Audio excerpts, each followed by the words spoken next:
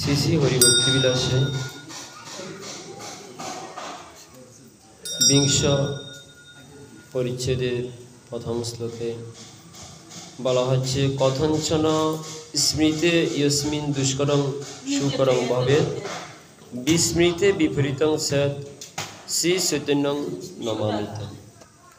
অত্যন্ত খুব সুন্দর এবং সহজ প্রাঞ্জল একটি শ্লোক, একদম সহজ। বলা হচ্ছে শ্রীমন মহাপ্রভু এমনই এক বিগ্রহ,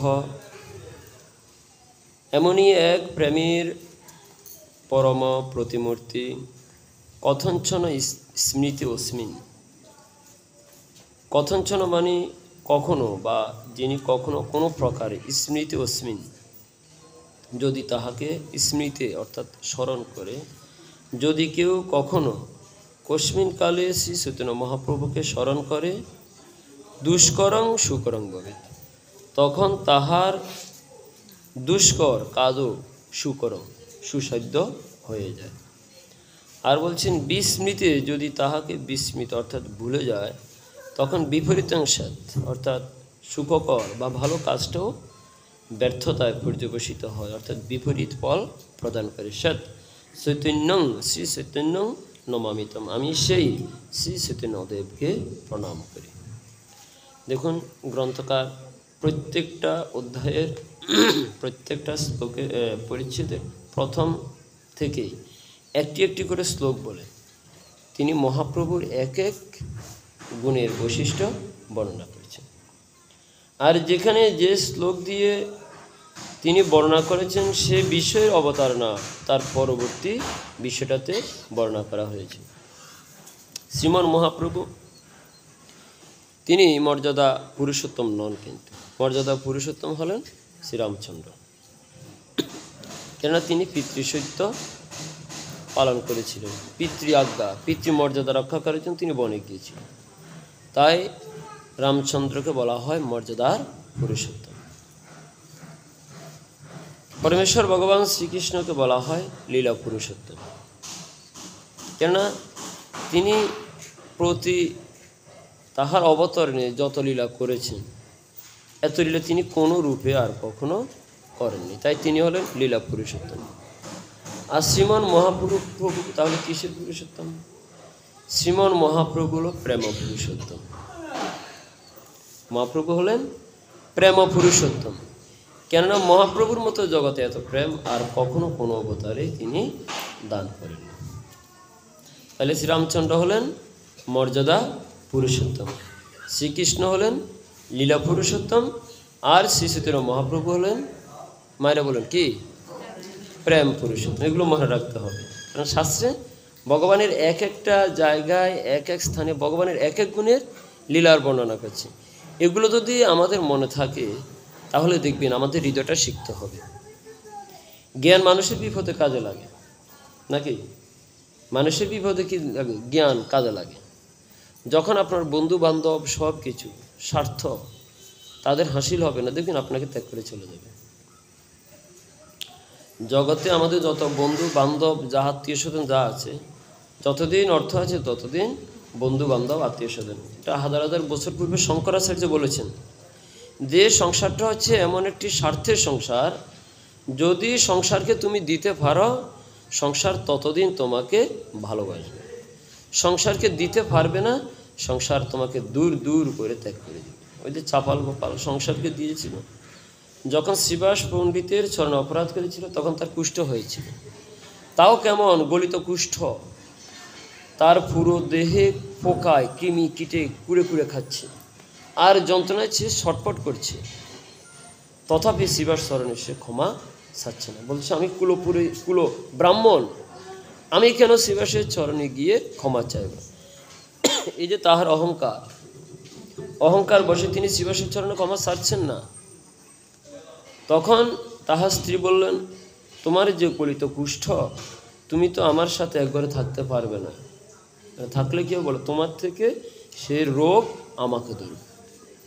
তাহলে যে সংসারের জন্য সে এত কিছু দিচ্ছে, তার স্ত্রী তাকে আজকে তার থেকে সরিয়ে দিচ্ছে, বলে তোমাকে আমার কাছ থেকে দূরে থাকতে হবে। হলো তো? যখন করোনা ভাইরাস হয়েছিল কি অবস্থা হয়েছিল? করোনা ভাইরাস যখন হয়েছিল একজন থেকে 3 ফুট 4 ফুট দূরত্ব থাকতে হবে, কাছে আসতে পারবে না। সে সময় পিতা পুত্র স্বামী স্ত্রী সকলেই কিন্তু নিজের আত্মরক্ষার জন্য চেষ্টা করছিল। না, আমি বেঁচে থাকবো, তুমি মরতে লাগছো, তুমি কি মরো, তুমি আমার কাছে এসো। সংসারটা কত বৈচিত্র্যময়, এটা বিশ্বাসই করা যাবে না, কল্পনাই করা যাবে না এই সংসারটা কেমন। এই জন্য শাস্ত্র বলছে এই সংসারটা হচ্ছে স্বার্থ, শুধু স্বার্থ নেই, স্বার্থ হাসিল হবে না। দেখবেন এই মুহূর্তের মধ্যে এত ভালোবাসার সম্পর্ক দূর হয়ে যায়। স্বামী স্ত্রীর মধ্যে কত ভালোবাসার সম্পর্ক, মুহূর্তের মধ্যে যদি একটু স্বার্থে ব্যাঘাত ঘটে সাথে সাথে দেখবেন ঝগড়া লেগে গেল, বিকট ঝগড়া, আলাদা হয়ে গেল, হয়তো 2-4 দিন পর আবার মিলে যায়, সেটাও হতে পারে। এখন বিষয়টা হচ্ছে বুঝতে হবে। তাই শিবাসের যখন গলিত কুষ্ঠ হয়েছিল তার স্ত্রী বলছে এখন থেকে তুমি থাকবে কোথায়, গত আছে একটা, আর তো ঘর নেই, আর আছে শুধুমাত্র গোয়াল ঘর, আমাদের তো আর এখন গরু নেই, অতএব তুমি গরু ঘরেই থাকো। তো শিবাসকে পাঠিয়ে দিল গরু ঘরে থাকার জন্য। শিবাস এখন থাকে কোথায়, গরু ঘরে। তাহলে যার অর্থ দিয়ে রচিত এই ঘর, সেই ঘরে তাহাকে আর থাকতে দিচ্ছে না। যেখানে তিনি অনেক আরাম আয়েশ করে ঘুমাতেন, যে খাটে যে পালঙ্কে, সে পালঙ্কে তিনি আর ঘুমাতে পারছেন না, তাকে থাকতে দিল মাটির মধ্যে, একটা কলা পাতা বা পাতা পাতিয়ে সে তাহার উপর তাকে থাকতে দেওয়া হলো। আর একদিন শিবাসের তৃষ্ণা লাগলো, বললো ওগো তুমি আমাকে একটু জল দাও, আমার খুব জলে পিপাসা পেয়েছে। এখন স্ত্রী জল দিবে, বলছে তুমি যে রূপোর গ্লাসে খেতে, সেই রূপোর গ্লাসে তো আর তোমাকে দেওয়া যাবে না, কেন তোমার হাতে ছোঁয়া লাগলে সে গ্লাস তো আর ব্যবহার করা যাবে না। তাই নারিকেলের মালাতে জল দিল। চাপাল গোপাল, মানে শিবাসের চরণে অপরাধ করেছিল না, আমার হয়তো ভুল হয়ে যাচ্ছে, সেই চাপাল গোপালকেই দিয়েছিল, আমার ভুল হয়ে যাচ্ছে।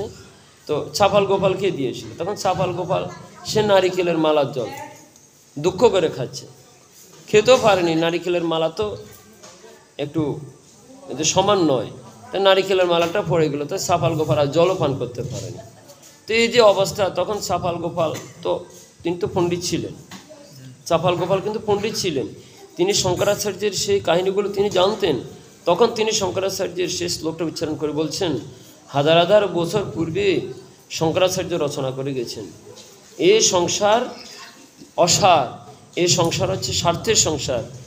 এই তাই চাপাল গোপাল বলছে এই সংসার হচ্ছে স্বার্থের সংসার, যতদিন এই সংসারকে দেওয়া হবে ততদিন পর্যন্ত এই সংসার আমাকে দিবে, আমাকে ভালোবাসবে, আর যেই না এই সংসারকে আমি দিতে পারবো না সেদিন আমাকে দূর দূর করে তাড়িয়ে দেবে।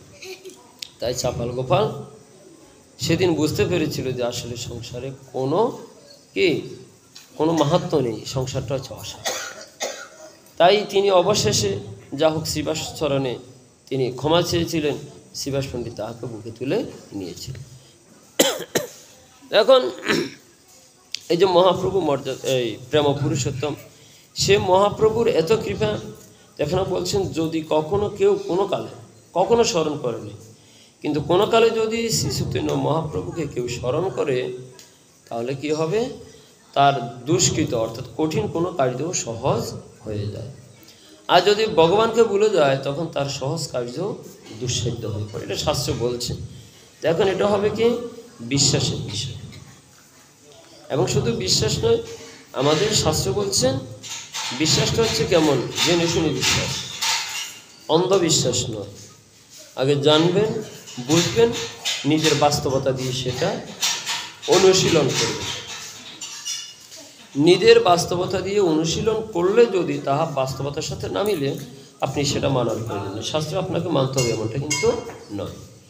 কেন আমাদের শাস্ত্রের যত বিষয়গুলো দেওয়া আছে সবগুলো হচ্ছে অনুশীলিত পরীক্ষিত বিষয়। শাস্ত্রের যে বিষয়গুলো বর্ণনা করা হয়েছে সেটা কোনো না কোনো মনীষীর জীবনে ঘটে গেছে, এমন বিষয়গুলো শাস্ত্র রচনা করা হয়েছে। তাই শাস্ত্র হচ্ছে একটা ইতিহাস, যেমন কুরুক্ষেত্র পুরোটা একটা ইতিহাস, বাস্তব জীবনের ঘটনাবলী নিয়ে কুরুক্ষেত্রের যুদ্ধ, মহাভারত একটা বিশাল ইতিহাস। হ্যাঁ, তাই জন্য তো বলে যাহা নাই ভারতে তাহা নাই ভারতে, অর্থাৎ যাহা মহাভারতে নাই তাহা এ ভারতেও নেই। তো তাই এই জন্য এই শ্লোকে যে কথাটি বলা হচ্ছে, এই জন্য যে শাস্ত্র আমাদের নিকট একটি অমোঘ বাণী।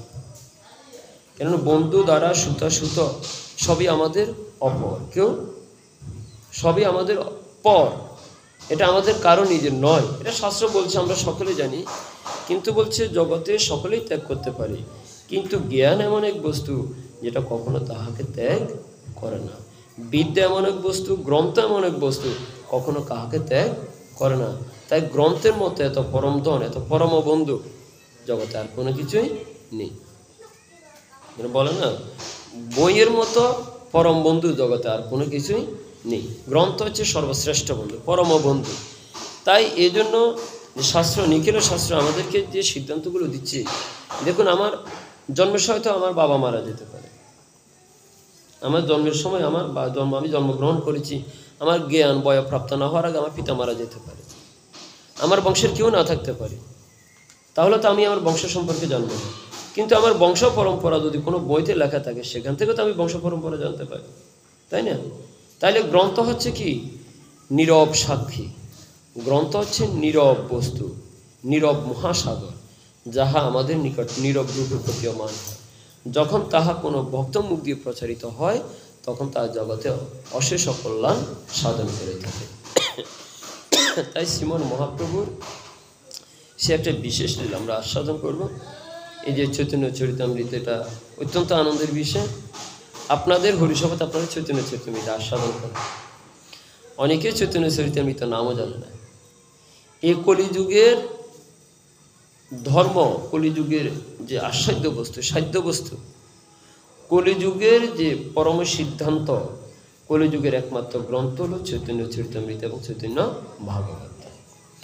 এই চৈতন্য ভাগবত রচিত হওয়ার পূর্বে রচিত হয়েছিল চৈতন্য মঙ্গল। চৈতন্য মঙ্গল গ্রন্থ থেকে পরবর্তীতে রচিত হয়েছিল চৈতন্য ভাগবত। আর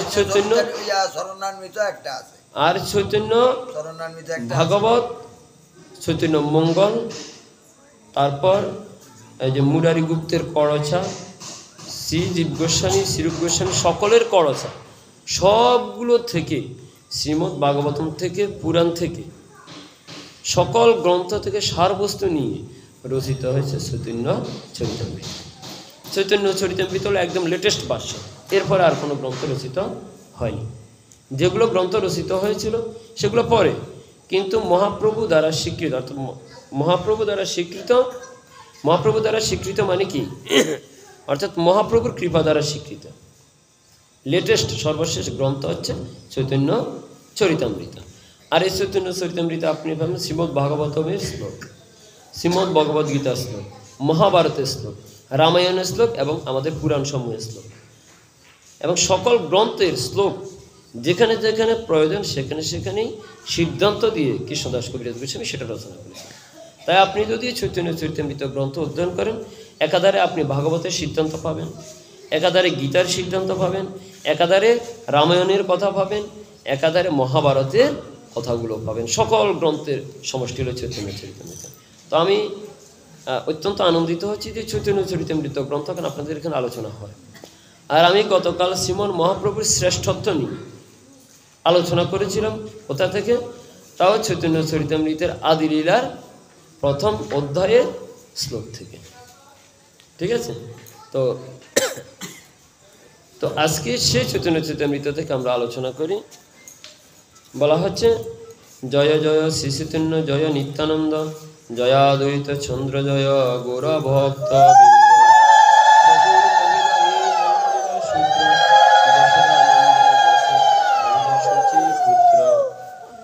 যশোদানন্দ হইল শচীপুত্র। যশোদানন্দন হলেন শচীপুত্র। জয় জয় যশোদানন্দন শশী সুত গৌর চন্দ্র, আমরা সকলে গাই। তো যশোদানন্দন শশী সূত্র হলেন। তো শশীর যেহেতু সুত হলেন, তিনি একা শশীর সুত হন নাই। এখানে তত্ত্বতে একটু পার্থক্য আছে। যশোদানন্দন শ্রীকৃষ্ণ, তিনি শশীর সুত হলেন, শশীর পুত্র হলেন। কিন্তু যদিও তিনি শশীর পুত্র হলেন, তিনি একা কৃষ্ণ শশীর পুত্র হননি। তিনি কি করেছেন?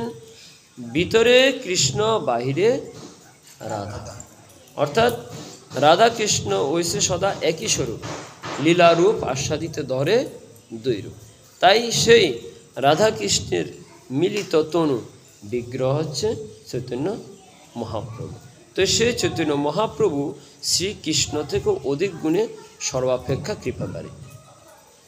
কেননা কৃষ্ণ একা যতটুকু কৃপা করেন তার সাথে যদি শ্রীমতী রাধারানী কৃপাযুক্ত হয় তাহলে তাহা শতগুণে কোটি কোটি গুণে বর্ধিত হয়। তো যেহেতু রাধা কৃষ্ণ এক হয়ে কলিযুগে মহাপ্রভু রূপে আবির্ভূত হয়েছেন, তাই মহাপ্রভুর কৃপাটা কৃষ্ণ থেকে আরও শত কোটি গুণে বর্ধিত হয়েছে। এই জন্য কৃষ্ণরূপে তিনি আপামর জনগণকে কৃপা করেন নাই, তাই মহাপ্রভু রূপে তিনি কৃপা করেছেন। কেননা রাধারানী হচ্ছে প্রেমের কাণ্ডারী, রাধারানী হচ্ছে প্রেমের গুরু, রাধারানী হচ্ছে প্রেমের ভাণ্ডার। তাই কৃষ্ণের সাথে যখন সেই প্রেমের ভাণ্ডারের সংযোগ হয়েছে, তখন যখন বন্যা হয় তখন কি নদী আর কখনো কার্পণ্য করতে পারে? নদী কখনো কার্পণ্য করতে পারে না, জল দিতে কার্পণ্য করতে পারে না। কেননা নদীর জল এত বর্ধিত হয় যে তার দুকুল ছাপিয়ে সে সর্বত্র বিতরণ করে। তখন চাইলেও সে দেয়, না চাইলেও সে দিতে বাধ্য থাকে। তাই ভগবান শ্রীকৃষ্ণ কার্পণ্য করেছেন, সবাইকে দেন নাই। কিন্তু যখন শ্রীমতী রাধারানী তাহার সাথে যুক্ত হয়েছে তখন উথলিল প্রেম বন্যা, চৌদিকে বেড়ায়। তখন প্রেমের বন্যা উথলি উথলি উঠিতেছে। সে প্রেমের বন্যা কৃষ্ণ ধরে রাখতে পারছেন না, বলে প্রেমের বন্যা এত বেড়ে গিয়েছে যে আমার পক্ষে ধারণ করা সম্ভব নয়, এখন না চাইলেও আমাকে জগৎবাসীকে বিতরণ করতে হবে। তাই মহাপ্রভু জগৎবাসীকে এমনিতেই সে রাধারানীর করুণাটা কৃপাটা সকলকে বিতরণ করে দিয়েছেন। তাই আমাদের মতো অধম জীব, কলির পাপিষ্ঠ জীব, আজকে সেই কৃপা অনায়াসে আমরা পেয়ে গেছি, অনায়াসে পেয়ে গেছি। আচ্ছা মনে করুন যদি এখানে একজন শিল্পপতি এসে, এখানে অনেক দরিদ্র ব্যক্তি আছে, তো তিনি এসে কী করলেন, বললেন আমার অনেক ধন আছে, অভাব নেই, এত ধন রাখবার জায়গা নেই, ব্যাংকেও রাখা যাচ্ছে না, এত আমার টাকা পয়সা। তো তিনি এসে কী করলেন, বলে আসো আসো, কে নিবে, আমি সবাইকে দান করে যাব। তো তিনি দান করার কালে কে ধনী কে দরিদ্র চাইবেন না, অভাব তো নাই, তিনি রাখতে পারছেন, অতএব দিয়ে শেষ করতে হবে, আমাকে দিয়ে শেষ করতে হবে, রাখার জায়গা পাচ্ছি না। তাই তিনি আর দরিদ্র খুঁজছেন না, ধনী খুঁজছেন না, আসো যে যে নিবে আসো, না চাইলেও তাকে দিয়ে যাচ্ছেন, তাই না? তো মহাপ্রভুর ধন এত বৃদ্ধি পেয়েছে, কলিযুগে এসে তিনি ধরে রাখতে পারছেন না, বলে আমি সবাইকে দিয়ে যাব, যার আছে তাকে দেবো, যার নাই তাকেও দেবো। তাই বলছেন আচণ্ডালে প্রেম বিলাইল, যে চায় তাকে দেয়, যে না চায় তাকেও দেয়, আচণ্ডালে প্রেম বিলাইল। তাই মহাপ্রভু এত করুণার, এত কৃপার ধন, তিনি আচণ্ডালে সে প্রেম বিতরণ করেছেন। তো আমরা আপামর জনগোষ্ঠী, আমরা তো চাইতে জানি না। আমরা কি ভগবানের কাছে চাইতে জানি? কি চাইবো আমরা সেটাই জানি না, কোনটা চাইলে আমাদের মঙ্গল হবে আমরা সেটা জানি না। তো ভগবান না চাইতে আমাদেরকে সে অমূল্য প্রেমধন দিয়ে দিয়েছে। তো এখন আমাদের কাজ হচ্ছে কি, সে অমূল্য প্রেমধনটাকে আমাদেরকে রক্ষা করা। কিন্তু আমরা কীভাবে রক্ষা করব সেটা জানতে হবে। তো সেটা জানতে হলে আমাদের কার কাছে যেতে হবে? যারা এই প্রেমের মূল্য বুঝেন, যারা এই প্রেমকে মূল্য দিতে জানেন, এই প্রেমের সমাদর করতে জানেন, এই প্রেমকে রক্ষা করার উপায় জানেন, সেই সাধু বৈদ্যের কাছে যেতে হবে। সে সাধুগণ আমাদেরকে শিখিয়ে দিবেন কীভাবে সে প্রেমটাকে রক্ষা করতে হয়, মর্যাদা করতে হয়। আচ্ছা যদি একটি ছোট্ট শিশু যে টাকা চিনে না, আপনি তার হাতে 500 টাকার একটা নোট ধরিয়ে দিলেন, সে কি বুঝবে এটা কত টাকা? সে তো বুঝবে না, এটার মূল্য সে কি জানবে? সে দোকানদারকে দিয়ে এটা দিয়ে হয়তো 1 টাকা চকলেট একটা নিয়ে আসবে। এখন দোকানদার যদি সৎ হয় তাহলে বাকি টাকা ফিরিয়ে দিবে, আর যদি সৎ না হয় তাহলে তো সে রেখে দিবে। তো আমরা হচ্ছে অবুঝ সন্তান, মহাপ্রভু আমাদের কাছে মহামূল্যবান সম্পদ দিয়ে দিয়েছেন। তো এখন যাহারা আমাদের কৃপা করে সে মহামূল্যবান সম্পদের মূল্যটা বুঝেন, তাহাদের কাছে না গেলে তো আমরা সেই মূল্যবান সম্পদ রক্ষা করতে পারবো না। তো আমাদের সে মহামূল্যবান সম্পদের মূল্যায়নকারী একমাত্র হচ্ছেন সাধু গুরু বৈষ্ণব। তাই তাহাদের যদি সঙ্গ করা যায় আমরা সে মহামূল্যবান সম্পদটাকে রক্ষা করতে পারব। এই জন্য বলা হচ্ছে সাধু সঙ্গ করা। যা হোক, আজকের আলোচনার বিষয় কিন্তু এটা না। আজকের আলোচনার বিষয় অত্যন্ত সুন্দর। সে সুন্দর বিষয়টা হচ্ছে কি, এখানে শ্রীমন মহাপ্রভু আবির্ভূত হলেন শচীর নন্দন রূপে। বন্দে কৃষ্ণ চক্ষি চৈতন্য কৃষ্ণস্য বাল্য লীলাং মনোহরম লৌকিকমপি তামিশ সৃষ্ট বলিতান্তরম। এটা হচ্ছে বলছেন যার লৌকিক লীলা অর্থাৎ নরলীলা আপাত দৃষ্টিতে নরশিশুর লীলার মতো হলেও ঈশ্বরের কাজের মতো অলৌকিক ঐশ্বর্যযুক্ত শ্রী চৈতন্যরূপী কৃষ্ণের সেই মনোহর বাল্যলীলাকে আমি বন্দনা করি। অর্থাৎ এখানে মহাপ্রভুর বাল্যলীলা আলোচনা করা আছে, তাই তিনি মহাপ্রভুর সেই বাল্যলীলার বন্দনা করছেন। তারপর বলছেন বাল্যলীলায় আগে প্রভুর উত্থানশয়ন পিতা মাতায় দেখাইল ছিন্নচরণ। মহাপ্রভু তাহার বাল্যলীলায় তিনি যে স্বয়ং ভগবান, ভগবানের শ্রীচরণে কতগুলো চিহ্ন আছে মায়েরা বলুন তো? ভগবানের শ্রীচরণে 19টি চিহ্ন আছে, 19টি চিহ্ন ভগবানের শ্রীচরণে। তো সেই চিহ্নগুলো একমাত্র ভগবান ব্যতীত এবং শ্রীমতী রাধারানী ব্যতীত আর কারো চরণে নেই। রাধারানীর চরণেও চিহ্ন আছে, ভগবান শ্রীকৃষ্ণের চরণেও চিহ্ন আছে। এই চিহ্ন ভগবান ব্যতীত আর কারো চরণে নেই। এই জন্য একটি কথা বলা হয়, ভগবান চিনে চরণে, ভক্ত চিনে মরণে। একটি কথা বলা হয়, ভগবানকে চেনা যায় কীভাবে? চরণে। যদি কেউ নিজেকে ভগবান বলে দাবি করে, সে অনেক লীলা দেখাতে পারে। যেমন মনে করেন কেউ অষ্টসিদ্ধি লাভ করলো, অষ্টসিদ্ধি লাভ করলে সে নিজের মধ্যে তেজ দেখাতে পারে, ইচ্ছা করলে নিজেকে ছোট করে নিতে পারে, ইচ্ছা করলে নিজেকে বড় করে নিতে পারে, ইচ্ছা করলে নিজের ওজনটাকে হালকা করে তিনি শূন্যে ভাসতে পারে, ইচ্ছা করলে তিনি অগ্নির মধ্য দিয়ে প্রবাহিত হতে পারে।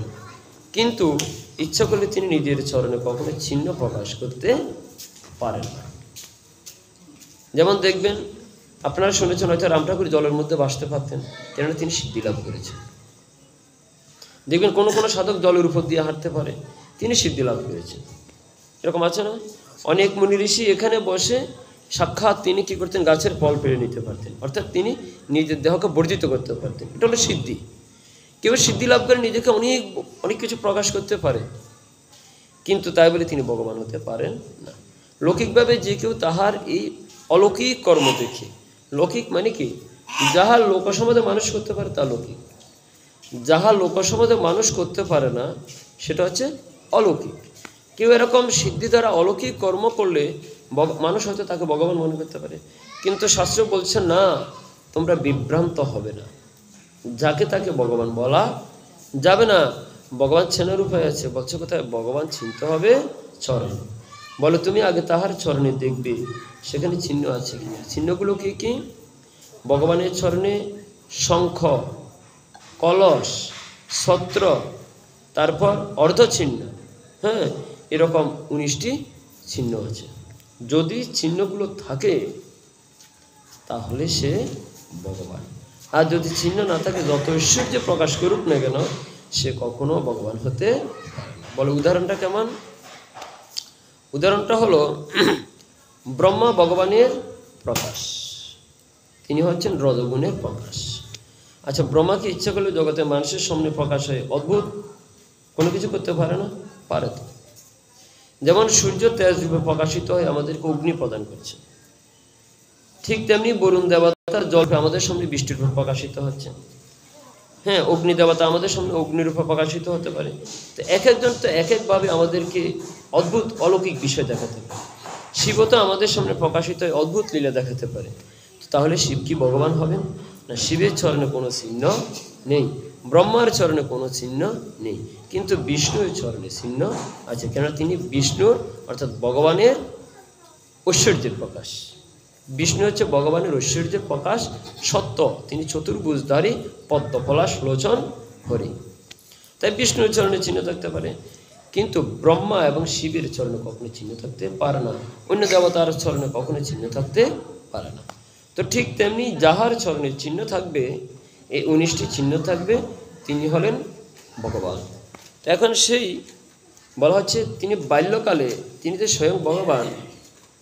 একদিন বাল্যকালে মহাপ্রভু ঘুমিয়েছেন, মাতা শশীমাতা বালক নিমেকে ঘুমিয়ে দিয়েছেন।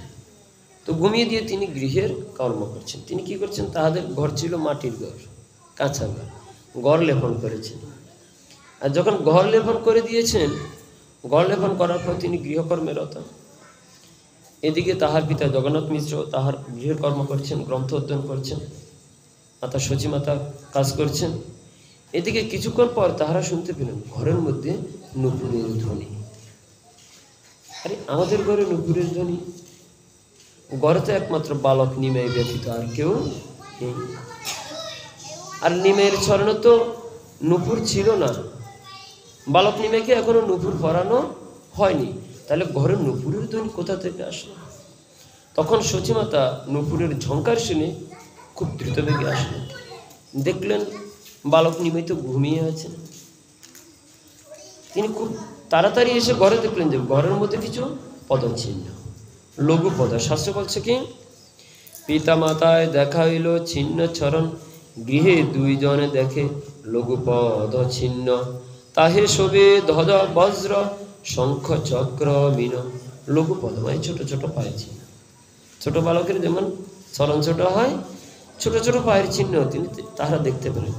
আর দেখলেন শুধু পায়ের চিহ্ন তা নয়, সে পায়ের মধ্যে কি বজ্র ধ্বজ শঙ্খ চক্র মিন অম্বর ছত্র অর্ধচন্দ্র এরকম লঘু পদের মধ্যে চিহ্নগুলো মাটির মধ্যে ছাপ করে আছে। দেখিয়া তাহা দোহার চিত্তে জন্মিল বিস্ময়, আর পদ চিহ্ন গড়ে না পায় নিশ্চয়। দেখে তারা চিন্তা করছে, আরে আমাদের বালক নিবেত এত ভালো হাঁটতেও পারে, তাহলে এই যে পদচিহ্নগুলো এটা কার হতে পারে? তখন মিশ্র কহে বালগোপাল আসে শিলা সঙ্গে। কেননা সেই মিশ্র গৃহে যেহেতু তিনি ব্রাহ্মণ ছিলেন জগন্নাথ মিশ্র, তাই তাহার ঘরে শালগ্রাম শিলা অর্চন হতো। শালগ্রাম শিলা অর্চন হতো। আচ্ছা, জগন্নাথ মিশ্রের কতজন পুত্র ছিল? জগন্নাথ মিশ্রের 8 জন পুত্র জন্মগ্রহণ করে মারা গিয়েছিল। 8 জন পুত্র জন্মগ্রহণ করে মারা গিয়েছিল, একজনকেও বাঁচাতে পারেনি। নবম পুত্র ছিল বিশ্বরূপ। তো বিশ্বরূপ তাও সন্ন্যাস নিয়ে চলে গেল। বিশ্বরূপকে পড়াশোনা করতে দিল, আর বিশ্বরূপ বেদ অধ্যয়ন করতে করতে বুঝে গেল যে এই জগৎ সংসার হচ্ছে মায়া, মিথ্যাময়, এই জগৎ সংসারের থেকে কোনো লাভ নাই, অতএব আমাকে ভজনে চলে যেতে হবে। তাই বিশ্বরূপ সাধন ভজন করতে চলে গেল। এবং সর্বশেষ 10ম পুত্র হলেন নিমাই। যেহেতু সকল পুত্র জন্মগ্রহণ করে মারা যায়, তাই নিম গাছের নিচে জন্মগ্রহণ করেছেন বলে নাম রেখেছেন নিমাই। তো নিমাই নাম রেখেছেন। এখন বলছেন এই নিমাইকে আমরা পড়ালেখা করতে দেব না, বলে পড়ালেখা করলে সে বুঝে যাবে, জ্ঞান হবে। আর যখন জ্ঞান হবে, বুঝতে শিখবে, তখন সেও সংসার ছেড়ে চলে যাবে। এই ছেলেকে কিন্তু আর পড়ালেখা করতে দেওয়া যাবে না। কেননা বিজ্ঞ ব্যক্তিরাই তো ভজন সাধন করে, আর অজ্ঞরা পড়ে থাকে, তাই না? এই জন্য বলছে সেই তো সুমেধা পায় কৃষ্ণের চরণ। কারণ সুমেধা সম্পন্ন ব্যক্তি একমাত্র ভজন করে। আর যাদের কুমেধা, অসৎ চিন্তা, তারা কখনো ভজন সাধন করবে না, তারা কুচিন্তা করবে। তারা শাস্ত্র নিয়ে শাস্ত্রে বিশ্বাস করবে না, শাস্ত্রকে বিশ্বাস করবে না, কুতার কি হবে। আর যদি সে শাস্ত্র সম্পর্কে না জানে, মহামা জ্ঞানীও হয়, শাস্ত্র সম্পর্কে না জানে সে শাস্ত্র অপব্যাখ্যা করবে। যেমন ডক্টর জাকির নায়েক শাস্ত্র পড়ে শাস্ত্রের অনর্থ করার জন্য বলে ভগবানের নাকি কোনো প্রতিমা নেই, ভগবানের নাকি কোনো বিগ্রহ নেই, ভগবানের নাকি কোনো মূর্তি নেই, ন তৈশ্য প্রতিমা আস্ত। সে বলছে ভগবানের, পরমেশ্বরের কোনো প্রতিমা নেই। আর এখানে বেদশাস্ত্রে বলা হয়েছে প্রতিমা শব্দের অর্থ হলো তুলনা। প্রতিমা শব্দের অনেক অর্থ হয়, অর্থাৎ এই পরমেশ্বরের সাথে কারো তুলনা হয় না। আর সে ব্যাখ্যা করে দিয়েছে পরমেশ্বরের কোনো প্রতিমূর্তি নেই, কোনো প্রতিমা নেই। ওই যে শাস্ত্র পড়ে এক অনর্থ করে আরেক, এরকম জগতে অনেক ব্যক্তি থাকবে শাস্ত্র পড়ে অনর্থ করে। আর তাই যথার্থ শাস্ত্র না দিন অত অনর্থ করতেই পারে। তাই এই জন্য বলছেন যে এই বালকের চরণে এত ছোট ছোট লঘুপদে চিহ্ন, এটা ভগবান ছাড়া অন্য কারো নহে। আর আমাদের ঘরে যেহেতু শালগ্রাম বিগ্রহ আছে, নিশ্চয় সে শালগ্রাম রূপী শেষ যশোদানন্দন আমাদের গৃহে নিশ্চয় প্রকাশিত হয়েছে। তথাপি তাহারা ভাবিতে পারছেন না তাহাদের ঘরে যে বালক নিমাই সাক্ষাৎ ভগবানের বিগ্রহ, এই চিন্তা কিন্তু তাহারা করতে পারে না। আচ্ছা দেখুন, জগন্নাথ মিশ্রে গিয়ে শালগ্রাম পূজা হতো। তো জগন্নাথ মিশ্র তো আর প্রতিদিন বাড়িতে থাকতেন না, থাকতেন কি? মায়েরা আবার একটু মনোযোগ দিয়েছেন। জগন্নাথ মিশ্রের বাড়িতে শালগ্রাম বিগ্রহ ছিল। শাস্ত্র কি বলছে আবার একটু দেখুন, যে মিশ্র কহে বালগোপাল আসে শিলার সঙ্গে, তেহ মূর্তি হইয়া করে খেলে জানি রঙে। এই শালগ্রাম শিলার মধ্যে বালগোপাল মূর্তি আছে, কেন? এই শালগ্রাম শিলা তো স্বয়ং ভগবানের বিগ্রহ, স্বয়ং বিষ্ণুমূর্তি। অতএব সে বালগোপাল বিগ্রহের মধ্য দিয়ে সেই যশোদানন্দন আমাদের ঘরে নিশ্চয়ই বালগোপাল বিগ্রহ, নিশ্চয়ই আমাদের শিলার সঙ্গে কোনো খেলা করছেন, লীলাবিলাস করছেন। আচ্ছা, জগন্নাথ মিশ্রের যে সন্তান সে তো ছোট, তার ঘরে সেবা পূজা করার মতো কেউ নেই। জগন্নাথ মিশ্র যেদিন বাড়ি থেকে চলে যেতেন, সে শালগ্রামের শিলা পূজা কে করতো বলতে পারেন মায়েরা? সে শালগ্রামের পূজা মাতা শশী দেবী করতেন। কে করতেন? মাতা শশী দেবী করতেন। আর আমাদের সমাজে প্রচলিত যে শালগ্রাম নাকি মায়েরা স্পর্শ করতে পারে না। অথচ কলিযুগে শ্রীমন মহাপ্রভুর গৃহে মাতা শশী দেবী শালগ্রাম বিগ্রহ পূজা করতেন, যেদিন জগন্নাথ মিশ্র বাড়িতে থাকতেন না। তাহলে শাস্ত্র শিখিয়ে দিচ্ছে কি আমরা করছি এটাকে। তো যাই হোক, এখন এইভাবে যখন তারা ভাবিতেছেন যে বালগোপাল মূর্তি ধরে স্বয়ং ভগবান হয়তো আমাদের গৃহে সেই শিলার সঙ্গে খেলা করতে আসেন, সেইক্ষণে জাগিনীমায় করে ক্রন্দন, অঙ্কে লইয়া শচী তারে পিয়াইল স্থান। যখন তারা এমন ভাবনা করছেন, তখন মহাপ্রভু জাগ্রত হলে, নিমাই জাগ্রত হয়ে তিনি ক্রন্দন করছেন। একটা বিশেষ বিষয় হলো, যখন ছোট্ট শিশু ঘুম থেকে ওঠে তখন কি করে? কান্না করে। এই জীবনের একটা সময়, যখন ছোট্ট শিশু ঘুম থেকে ওঠে প্রথমে কি করে? কান্না করে। তারপর মাতা তাকে গিয়ে কোলে নেয়, আদর করে, তারপর তার কান্না থেমে যায়।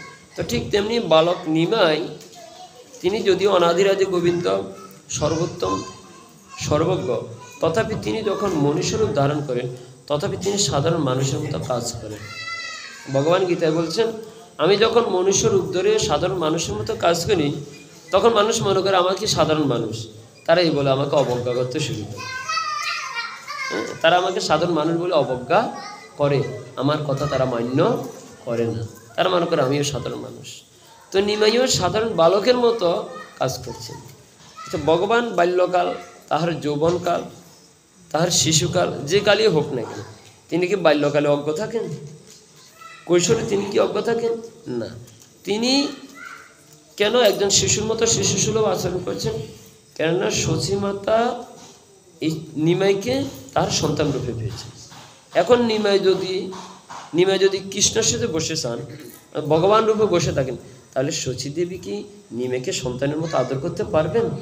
পারবেন না। তো তাই মায়ের মনের বাসনা পূরণ করার জন্য তিনি কি করেছেন? বালক নিমাই ছোট্ট শিশুর মতো আচরণ করছেন, যেন নিমাই কিছুই বোঝে না, কিছুই জানে না।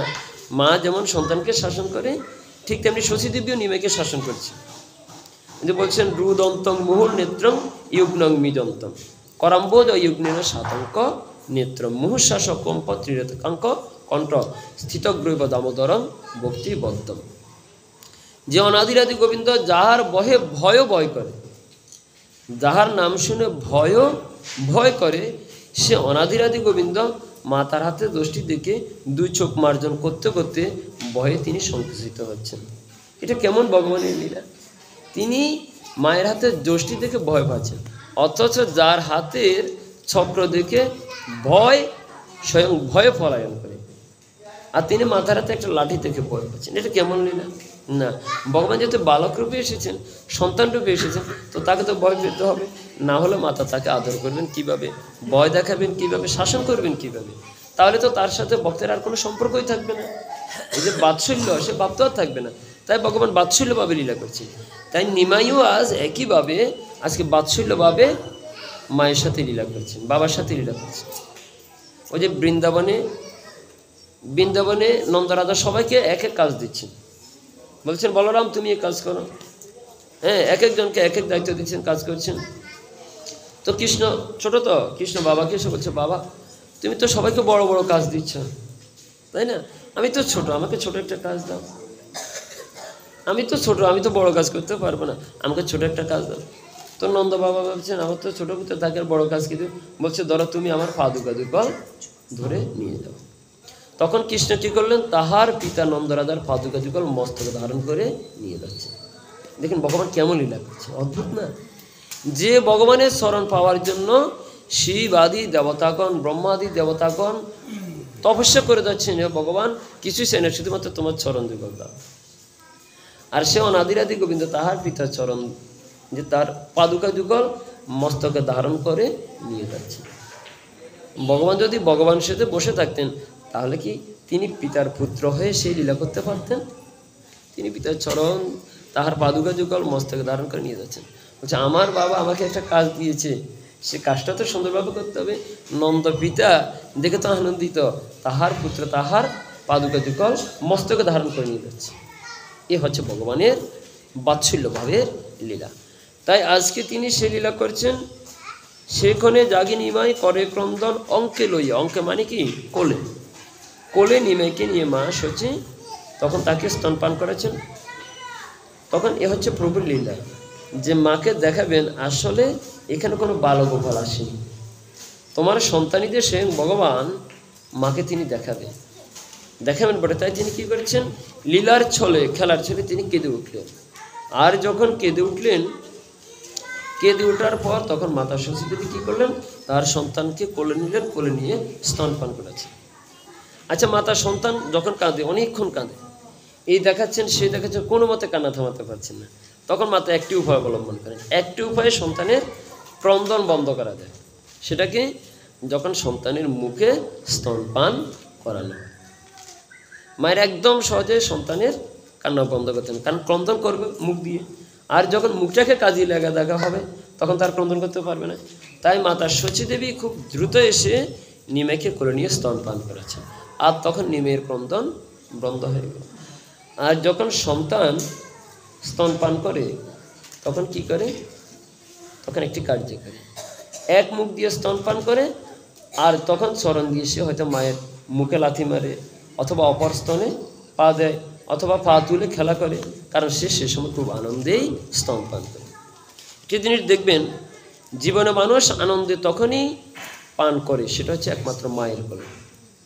মায়ের কোলে স্তনপান করার মতো নির্বিঘ্নে, নিঃসংকোচে, নিশ্চিন্তে এই স্তনপান করার সময় মানুষ যখন এই সময়টা হারিয়ে ফেলে, আর সে সময়টা তার জীবনে কখনো ফিরে আসে না।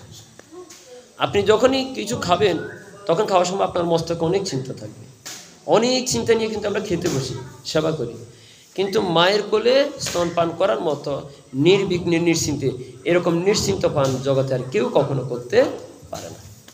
আর তাই বালক নিমাই সে সময় স্তনপান করছেন, আর নিশ্চিন্তে পা তুলে হাত দিয়ে আনন্দ করছেন।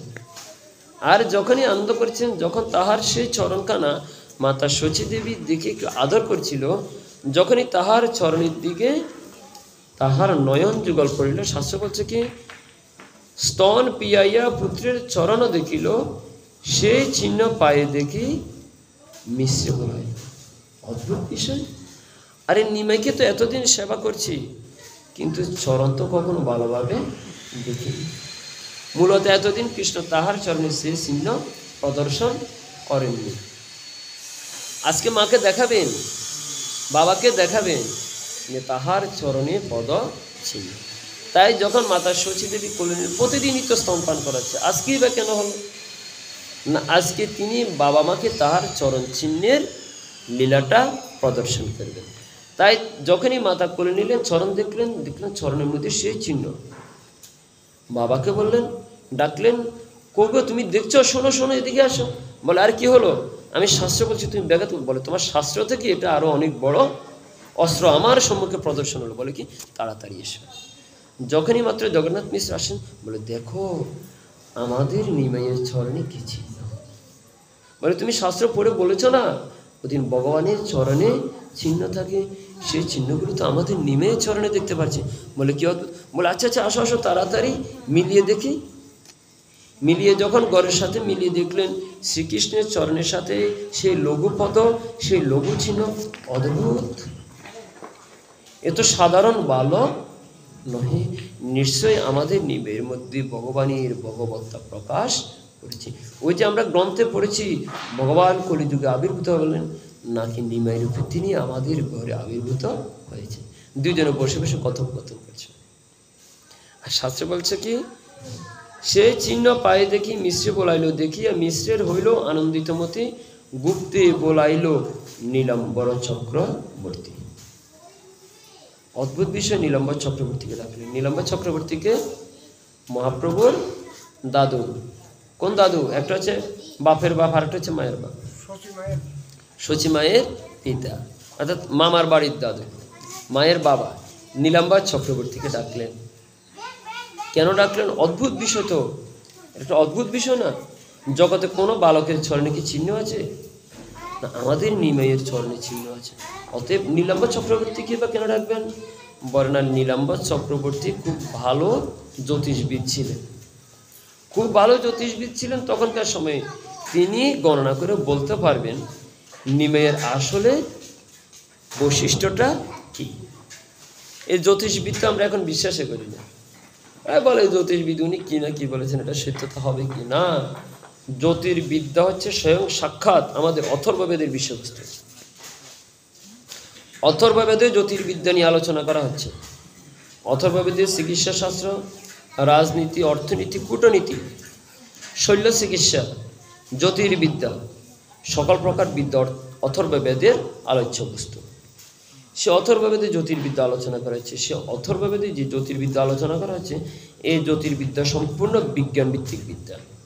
আর এখনকার আমাদের আধুনিক সমাজের ছেলেমেয়ের এটা মানে না, বলে আর এটা আগের দিনে বুড়াবুড়ি রেখেছে, এখন আর কুষ্টিও বানায় না। ছোট্ট কুষ্টি একটা বানায়, ছোট্ট কুষ্টি একটা বানায়, এটাকে বলা হয় জন্ম পত্রিকা।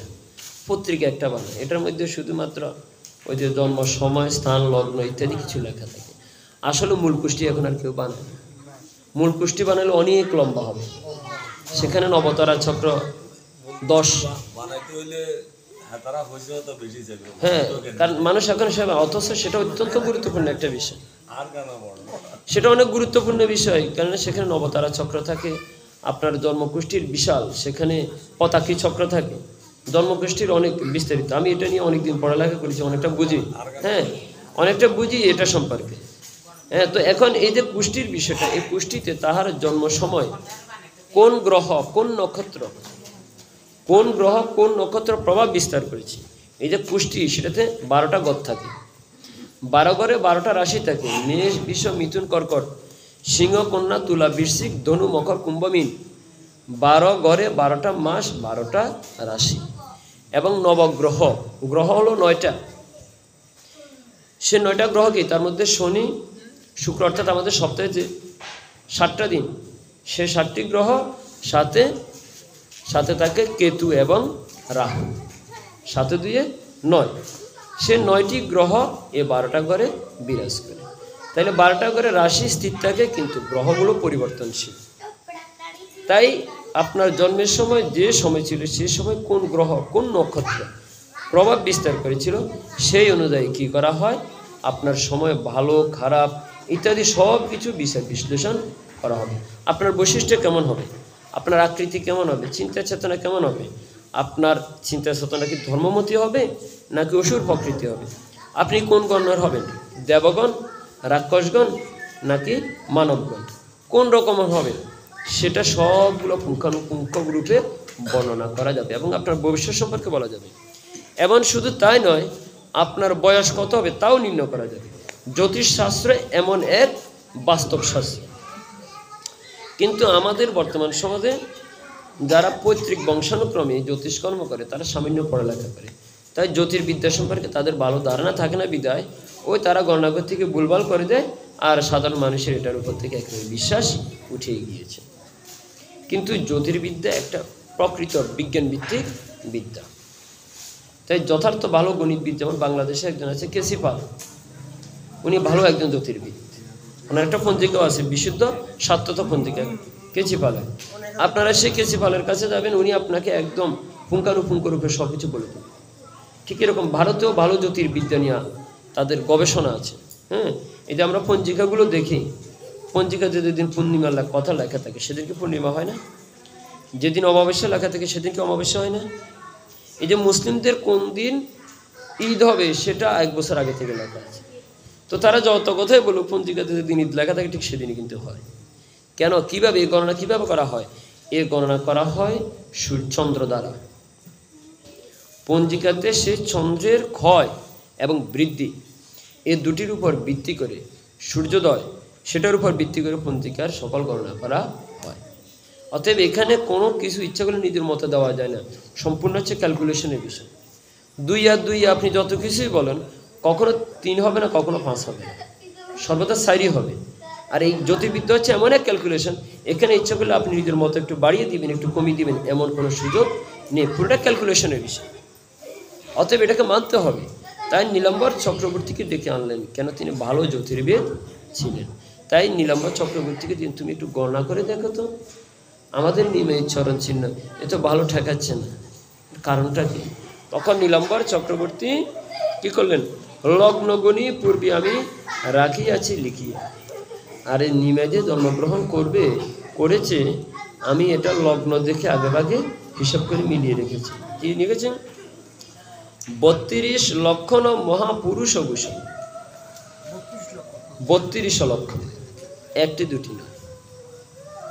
কেউ নিজেকে সে ভগবান বলে দাবি করবে, ব্রহ্ম এসে বলবে আমি ভগবান, তো শাস্ত্র যে 32টা লক্ষণ তার মধ্যে আছে কিনা এটা দেখতে হবে। 32 লক্ষণ মহাপুরুষ ভূষণ, এই শিশু অঙ্গে দেখি সে সব লক্ষণ। আমি যখন জ্যোতির্বিদ্যা নিয়ে গবেষণা করলাম, এই শিশুর লগ্ন, জন্মে একটা লগ্ন থাকে, জন্মের সময় একটা লগ্ন থাকে, তো সেই লগ্ন অনুযায়ী আমি গণনা করে দেখলাম 32টা লক্ষণ এই শিশুর মধ্যেই আছে, যাহা মহাপুরুষের হয়ে থাকে। মহাপুরুষের যে 32টা লক্ষণ এই শিশুর মধ্যে আমি তাহা দেখেছি। বলি সে 32টা লক্ষণ কি? সে 32টা লক্ষণ বলা হচ্ছে পঞ্চদীর্ঘ পঞ্চসূক্ষ্ম সপ্তারক্ত সহোন্নত ত্রিরস্য পৃথিগম্বুর দাত্রিংশ লক্ষণ মহান। সেই 32টা লক্ষণ কি? পঞ্চদীর্ঘ পঞ্চসূক্ষ্ম, 5 × 5 = 10, সপ্ত আরক্ত ষড় উন্নত, 10-এর সাথে সপ্ত ষড় উন্নত, 17 আর 6 23। তারপর বলছে ত্রিরস্য পৃথু গম্ভীর, রস্য পৃথু গম্ভীর, 3টি করে, রস্য 3টি, পৃথু 3টি, গম্ভীর 3টি, 3 3 9, 23 আর 9 32। এ হলো 32টা লক্ষণ মহাপুরুষ বাখাই। তো সেই 32টা লক্ষণ কি? পঞ্চদীর্ঘ, মহাপ্রভুর দেহের 5টি অঙ্গ দীর্ঘ, আর পঞ্চসূক্ষ্ম 5টি অঙ্গ সূক্ষ্ম, সপ্ত আরত্ত 60টি স্থান, ভগবানের 60টি স্থান হয় আরত্ত অর্থাৎ তৃপ্তি লাল বর্ণ। তারপর বলা হচ্ছে ষড় উন্নত, 6টি দেহের 6টি অঙ্গ হচ্ছে উন্নত, আর ত্রিরস্য পৃথুগম্বুর 3টি অঙ্গ হচ্ছে খর্ব মানে খাটো, 3টি অঙ্গ বিস্তীর্ণ, আর 3টি অঙ্গ গম্ভীর। তো এই 32টি লক্ষণ যার মধ্যে আছে তিনি হচ্ছেন মহাপুরুষ। তো শাস্ত্রে এই 32টি লক্ষণের বর্ণনা দেওয়া আছে। 5টি অঙ্গ মহাপ্রভুর নাসা, বুঝ, হনু অর্থাৎ চোয়াল, নেত্র এবং জানু। এটা একটু মনোযোগ দিয়ে শ্রবণ করুন। নাসা মানে, নাসা হলো নাসিকা, মহাপ্রভুর নাসিকা অনেক লম্বা। আমাদের সাধারণ মানুষ দেখবেন কারো নাক চ্যাপ্টা হয়, সাধারণ হয়, কিন্তু মহাপ্রভুর নাসিকা ছিলেন একটু উন্নত। নাসিকাটা হচ্ছে মহাপ্রভুর কেমন উন্নত। তারপর ভুজ, ভুজ মানে হলো বাহু। জনসাধারণের নাসিকা থেকে মহাপ্রভুর নাকটা অনেক উন্নত, খুব সুন্দর সুচালু, দেখলে মনোলোভা হয়। আর মহাপ্রভুর হস্ত ছিল আজানুলম্বিত, আজানুলম্বিত বুঝো কনকবদাত সংকীর্তনৈক পিতর কমলায় তো আকশ বিশ্বম্বর দ্বিজবর যুগধর্ম পাল বন্দে জগৎ প্রিয় কর করুণা অবতার। আজানুলম্বিত বুঝো, যাহার 2 হস্ত জানু পর্যন্ত লম্বিত। জানু মানে 2 পায়ের যে মাঝখানে যে গিরা থাকে, এই গিরা পর্যন্ত। এই যে জগতের কারো এই গিরা পর্যন্ত হাত লম্বিত হয় না, একমাত্র মহাপুরুষের। তারপর বলা হচ্ছে চেয়াল, হনুমানি চেয়াল, চেয়াল মানে শিয়াল মানে কি, ওই যে দাঁত যেখানে রাখা হয় সেগুলো অনেক উন্নত। নেত্র, মহাপ্রভুর আয়ত নয়ন দুই কমল, যে কমল পদ্ম আছে না, কমল পদ্মের মতো নয়ন দুই একেবারে আয়ত। আমাদের চক্ষু তো এখানে শেষ, মহাপ্রভুর আয়ত দুইটি আরও একটু বিস্তৃত, সাধারণ মানুষের মতো নহে। তারপর বলা হচ্ছে জানু, এবং জানু মানে কি, জঙ্ঘা। জানু মানে জঙ্ঘা, যেটা অনেক লম্বা। ভগবানের চরণ, মহাপুরুষ হয় সত্য, মানে যেমন দেখবেন পরমেশ্বর ভগবান শ্রী চৈতন্য প্রভু, সাধারণ মানুষ নিজের হাসতে হয় কত হাত, নিজের হাতে নিজে হাত হয় 3.5, কিন্তু যিনি মহাপুরুষ তিনি নিজের হাতে নিজে 4 হাত হবেন, নিজের হাতে নিজে হবেন 4 হাত। তাহলে নিজের হাতে তিনি নিজে 4 হাত, তাহলে তিনি তো সাধারণ মানুষের মতো অত খাটো নয়। তাহলে তার হাত যদি জানু পর্যন্ত হয়, তাহলে তার নিজ হস্তে চতুর্গুণ, নিজ হস্তে চতুর্গুণ তিনি লম্বা। তাহলে সাধারণ মানুষ যখন দাঁড়াবে তার থেকে অনেক উন্নত মহাপ্রভুকে লম্বা দেখাবে। যিনি মহাপ্রভু সাধারণ মানুষ থেকে তিনি অনেক লম্বা। তাহলে তিনি কলিযুগে নিজ হস্তে নিজে 4 হাত, 4 হাত। এখন বলা হচ্ছে যে মহাপ্রভুর এই কয়টি অঙ্গ, 5টি অঙ্গ দীর্ঘ। তাহলে মহাপ্রভুর কি কি অঙ্গ দীর্ঘ, নাসিকা দীর্ঘ, দীর্ঘ মানে লম্বা। তারপর তাহার বাহু দুটি লম্বা, তাহার চোয়াল দুটি লম্বা, এবং তাহার নেত্র দুটিও আয়ত লম্বা, এবং তাহার জানুগুলো লম্বা। এ হচ্ছে মহাপ্রভুর বিশেষ লক্ষণ। তো এই বালক তো ছোট্ট, বালক ছোট্ট না, তো এই বালক তো সবার থেকে এখনো খাটো ছোট, এই বালকটা সবার থেকে লম্বা হয়নি। তো কীভাবে বুঝবো বলেন না, যখন সময় হবে তখন বুঝতে পারবে। আমি গণনা করে তাহা পেয়েছি, এই বালকের মধ্যে 32টি লক্ষণ আছে, লগ্ন দেখে বোঝা যাবে। তারপর মহাপ্রভুর 5টি অঙ্গ দীর্ঘ, যেমন ত্বক দীর্ঘ। আমাদের ত্বক দেখবেন অত মসৃণ না, আমাদের ত্বকের মধ্যে, আমাদের ত্বক দেখবেন মানে আপনি যদি মাইক্রোস্কোপ দিয়ে বা অনুবীক্ষণ যন্ত্র দিয়ে দেখেন, আমাদের যে ত্বক আছে ত্বকের মধ্যে দেখবেন খাঁজ খাঁজ কাটা, কেন না? আমাদের ত্বকটা তৈরি হয়েছে কি দিয়ে, আমাদের ত্বকটা তৈরি হয়েছে যে কলা দিয়ে, সে কলাটা ক্ষুদ্র ক্ষুদ্র। আমাদের দেহটা তৈরি হয় কি দিয়ে, মাংস দিয়ে না, সে মাংস তৈরি হয় অসংখ্য কলা দিয়ে, যাকে বলা কোষ, সেল বলা হয় ইংরেজিতে, কোষ দিয়ে আমাদের দেহ গঠিত। যেমন ইট দিয়ে বিল্ডিং তৈরি হয়, ঠিক তেমনি একটি কোষের পর একটি কোষ বসে আমাদের দেহ গঠিত হয়। তো আমাদের দেহের মধ্যে দেখবেন খাঁজ কাটা থাকে, ছোট ছোট খাঁজ কাটা। আর মহাপ্রভুর দেহটা হচ্ছে একেবারেই মিশেল, মসৃণ, আমাদের মতো এত খাঁজ কাটা নয়। তা বলছেন তার 5টি অঙ্গ ত্বক, কেশ, অঙ্গুলি পর্ব, দন্ত এবং রোম। রোম মানে হচ্ছে লোম, এগুলো হচ্ছে কেমন দীর্ঘ। মহাপ্রভুর ত্বক দীর্ঘ, আমাদের মতো নয়, এটা অনেকটা মসৃণ। মহাপ্রভুর কেশ লম্বা, মহাপ্রভুর কেশ হচ্ছে লম্বা, অনেক লম্বা, তাই না? তারপর তাহার অঙ্গুলি পর্ব মানে আঙ্গুল, যেহেতু তিনি অনেক লম্বা, যেহেতু যিনি লম্বা হবেন তার আঙ্গুলও কী হবে, লম্বা হবে। দেহের সাথে আঙ্গুলের একটা বৈশিষ্ট্য থাকে, তাই তার আঙ্গুলগুলো লম্বা। এবং তাহার অঙ্গুলি পর্ব, অঙ্গুলি তো লম্বা, এবং অঙ্গুলি যেহেতু লম্বা বা অঙ্গুলি পর্ব মানে কি, হাতের যে কর আছে না আঙ্গুলের, করের মধ্যবর্তী অংশকে বলা হয় পর্ব। যখন আহ্নিক করে, আহ্নিক কীভাবে করেন, করের মধ্যে না পর্বের মধ্যে? করের মধ্যে, এটা ভুল। করের মধ্যে কখনো আহ্নিক করতে নেই, মন্ত্র কখনো করের মধ্যে করতে নেই, মন্ত্র করতে হবে পর্বের মধ্যে। এই যে পর্ব, এই 1 পর্ব, 2 পর্ব, 3, 4, 5, 6, 7, 8, 9, 10 করের মধ্যে করলে পাপ হবে, তাই করতে হবে পর্ব, অর্থাৎ মাঝখানের যে অংশ, এটা হলো পর্ব, মনে রাখতে হবে। 2 করের মাঝের অংশকে বলা হয় পর্ব। যাহারা ব্রাহ্মণ বৈষ্ণব তারা এই পর্ব মধ্যে এই 10 অঙ্গুলিতে মন্ত্র জপ করবে, ঠিক আছে? যারা ব্রাহ্মণ তাদের জন্য এই বিধান। আবার যারা মনে করুন শূদ্র, তাদের জন্য বিধান আলাদা, তাদের কর ধরার ক্ষেত্রে কিন্তু একটু পরিবর্তন আছে, করের ক্ষেত্রে বিধান আছে। যখন 108 মন্ত্র জপ করা হয় কেমন, তখন সেক্ষেত্রে 1, 2, 3, 4, 5, 6, 7, 8, 9, 10।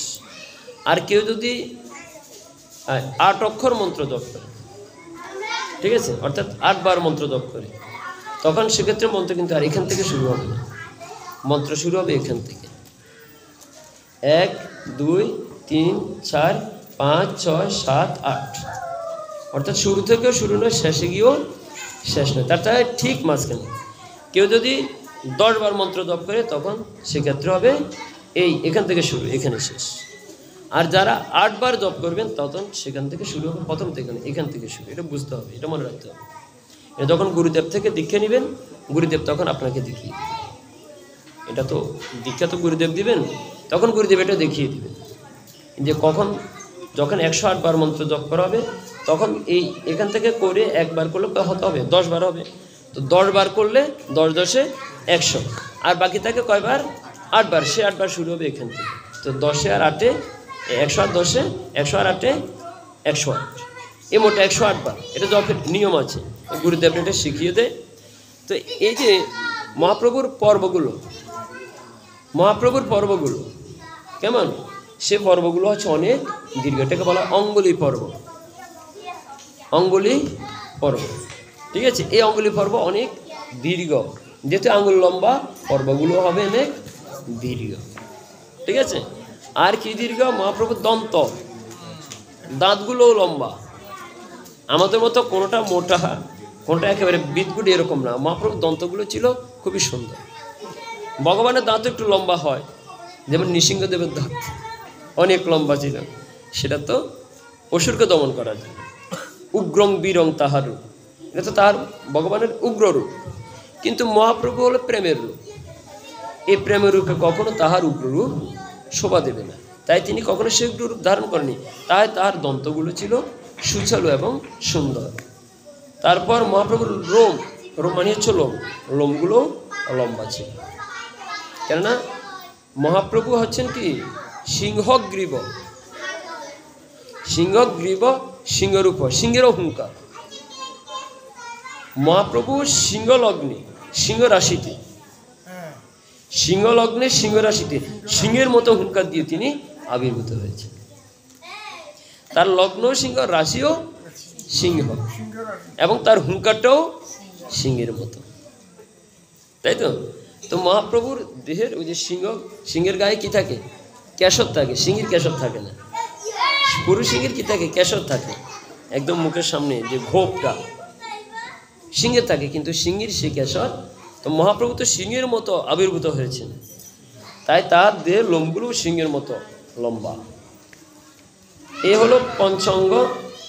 তারপর হচ্ছে সূক্ষ্ম, সপ্ত সূক্ষ্ম। তো তার মধ্যে কি? নেত্র প্রান্ত, নেত্র মানে চোখের প্রান্তগুলো একেবারেই সূক্ষ্ম। আমাদের যেমন নেত্র এখানে এসে শেষ হয়ে গিয়েছে, এটা কি সূক্ষ্মতা আছে? না। মহাপ্রভু যেহেতু আয়তলোচন, তাই যেহেতু এটা লম্বা, তাই তাহার নেত্র কর্ণ যেটা, এটা অত্যন্ত সূক্ষ্ম, খুব সুচালু, সুন্দর। তারপর দ্বিতীয়টা হচ্ছে কি? পদতল। মহাপ্রভুর পদতল, সে অঙ্গটা হচ্ছে কি? নেত্রপ্রান্ত। যেমন কেমন মহাপ্রভুর না 7টি অঙ্গ দেখবেন, মহাপ্রভুর যে নেত্রপ্রান্ত সেটা যেমন সূক্ষ্ম, আয়ত, লম্বা, ঠিক তেমনি আমাদের যে চোখের পাতাটার নিচে একটু লাল দেখা যায়, কারো সাদা হয়ে যায়, আর কারো যদি জম্বিস হয় তখন একটু হলুদ দেখা যায়। কিন্তু মহাপ্রভুর যে চোখের যে কিনারাগুলো, প্রান্তগুলো, সেটা হচ্ছে রক্তিম, লাল। সাধারণ মানুষ হচ্ছে চোখ কসলালে কিছুক্ষণ লাল থাকে, কিছুক্ষণ পর লাল থাকে না, কিন্তু ভগবানের সে নয়নের প্রান্তগুলো সর্বদা রক্তিম, সপ্ত আরক্তের মধ্যে কি আছে? তার নেত্রের প্রান্তগুলো রক্তিম, লাল বর্ণ। তারপর ভগবানের পদতল লাল।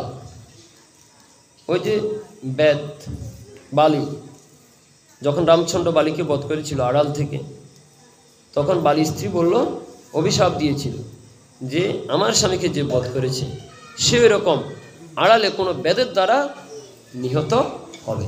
ভগবান রামচন্দ্রকে অভিশাপ দিয়েছিল। সে বালি কিন্তু বেদরূপে দাপর যুগে জন্মগ্রহণ করেছিল। সে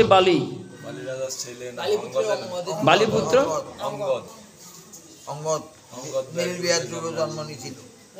বেদরূপে।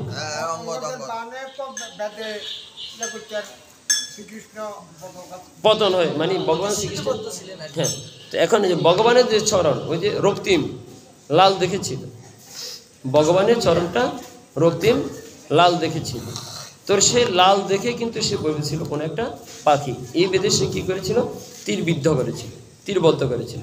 এখন বলা হচ্ছে ভগবানের চরণটা হচ্ছে, পদতলটা হচ্ছে কি, পদতলটা হচ্ছে কি রক্তিম লাল।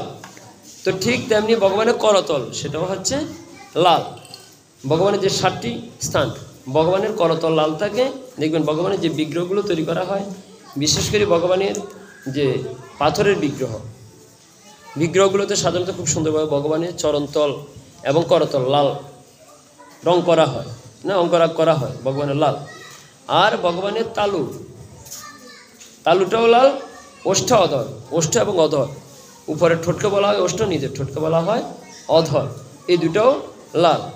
এবং ভগবানের জিহ্বা লাল এবং নখগুলো লাল হয়ে থাকে, শাস্ত্র বলছে এটা। এই 7টি অঙ্গ লাল আর রক্তিম। আর 6টি অঙ্গ হচ্ছে উন্নত, ভগবানের বক্ষস্থল, স্কন্দ, নখ, নাসিকা, কটিদেশ এবং মুখ, এগুলো উন্নত। তারপর ভগবানের গ্রীবা, জঙ্গা, উরুদেশ, মেহন অর্থাৎ জননেন্দ্রিয়, রস্য, আর 3টি অঙ্গ কটিদেশ, ললাট এবং বক্ষস্থল হচ্ছে বিস্তীর্ণ। এবং 3টি অঙ্গ নাভি, স্বর ও বুদ্ধি গম্ভীর।